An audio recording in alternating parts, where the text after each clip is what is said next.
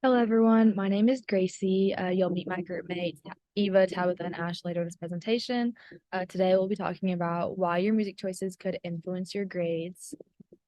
So just a brief introduction and why you should care about our presentation. As freshmen coming into college, it is hard to learn how to study.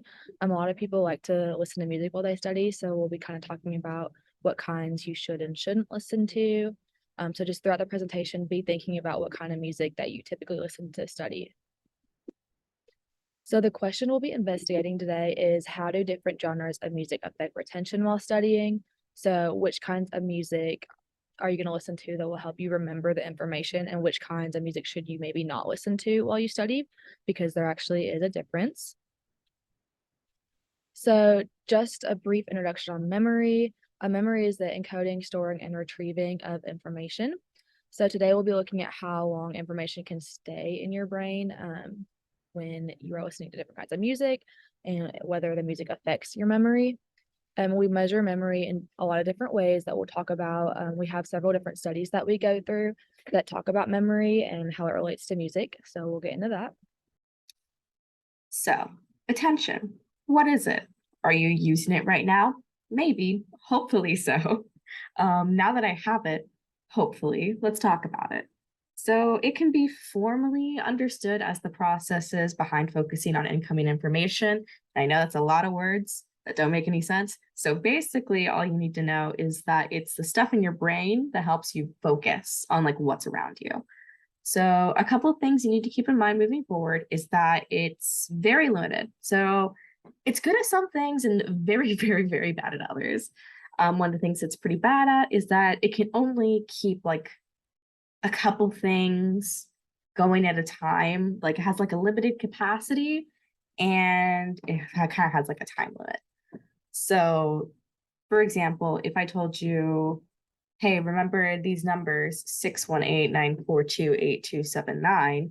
And then I have a conversation with you and hey, what was that number I told you like 2 minutes ago? You're not going to remember because you were focusing on the number and then it was gone because you were then focusing on the conversation. So that number gone from your memory now. So another thing about it that it's kind of sucky at is that it can only do one thing at a time. You have probably heard don't multitask, don't multitask. Well, there's a reason for that.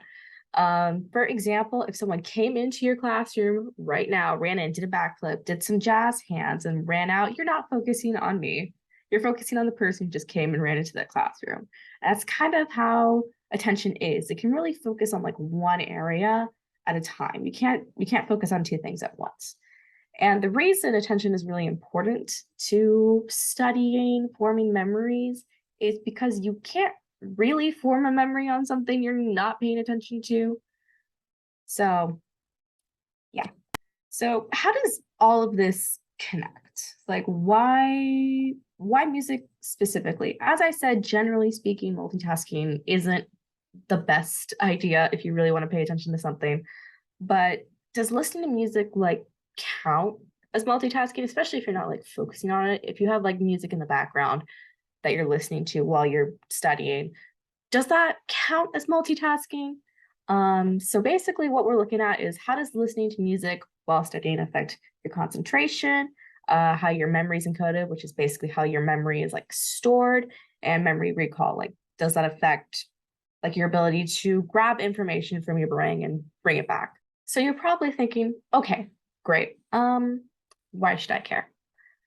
So the reason you should care is because I know at least 3/4 of you in the room probably study with some kind of music. I also do it. It's extremely common. So if music does affect attention, does that apply to like all kinds of music? Like, are you better off being in complete silence? Is music without lyrics okay? Is classical the best route if you do listen to music, or is music with lyric okay in some situations but not in others? So basically, we're taking a look at that because we want you to get most out of your study sessions because college is a lot. So all in all, are the chill lo-fi beats not great to study to? So now moving into some of our research going in on this. I'm going to talk to you real quick about the study that went on in Taipei, where they took 32 undergraduate students and did an attention test called Choose Attention Test. You don't need to remember that; it won't be on the test. So basically, what they were looking at is there like some sort of relationship between background music and your score on this attention test? So it was three different conditions. One of them did the entire thing in complete silence. The second group had classical music playing the entire time. And the third group, which is kind of interesting, is this group listened to classical music before the test, and then during the test, it was silence. So what they ended up finding was that the highest scoring group was the one that listened to the music before and then took the test in silence. Then the second highest was just silence the entire time. And the lowest scoring was the one that listened to classical music the entire time. But the paper wanted to note that the most variation in scores was in that last group, the one that listened to music while taking the test. So how does this come back to the question of like how does music affect your like attention? Is that silence seems to be like better, probably because as I said in that first group, they're taking the test in silence, and then the second highest was silence the entire time. But it also could have an individual factor on it, because as I said, that last group had the most variation in scores. Okay, so the study that I looked at is called Can Concept Maps Attenuate Auditory Distraction When Studying with Music? It was done at the University of South Carolina in 2021, so it's a fairly recent study. They had different groups of people.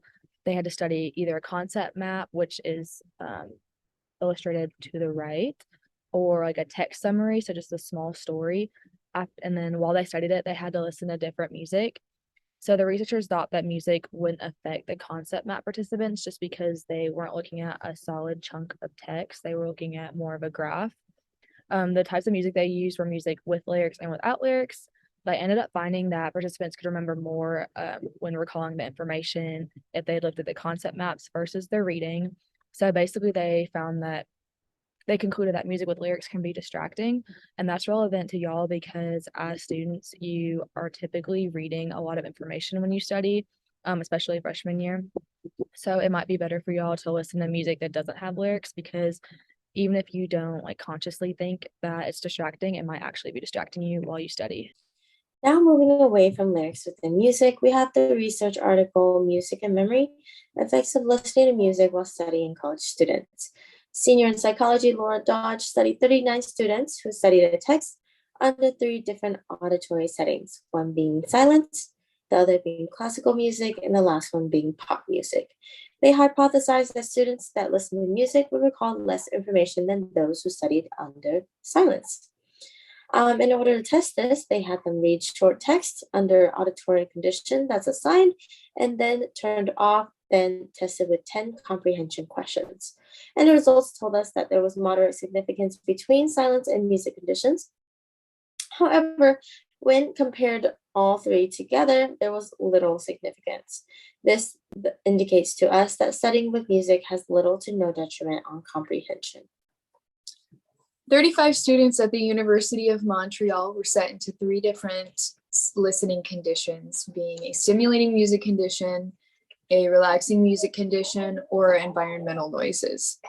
The students were then led into a quiet room with a PC monitor that would show them lists of words that they would have to memorize. And this task was broken into three different phases, being learning, distracting, and recall. And in the recall phase, they just had to recall as many words as they could from the original list.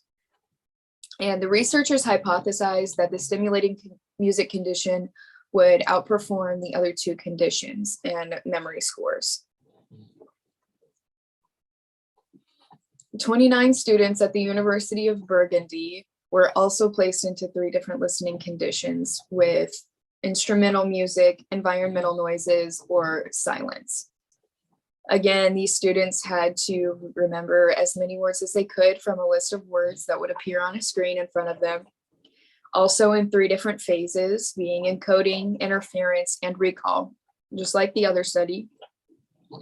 The students were then instructed to hit yes or no keys whenever a word would reappear on a list that had appeared on the original one.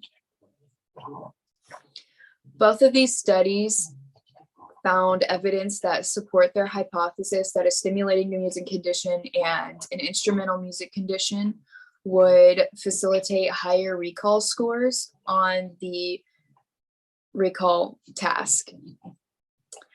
This is important to look at because there's a bit of consistency through our results with either neutral or beneficial effects. Nothing saying that music is inherently bad to listen to while studying.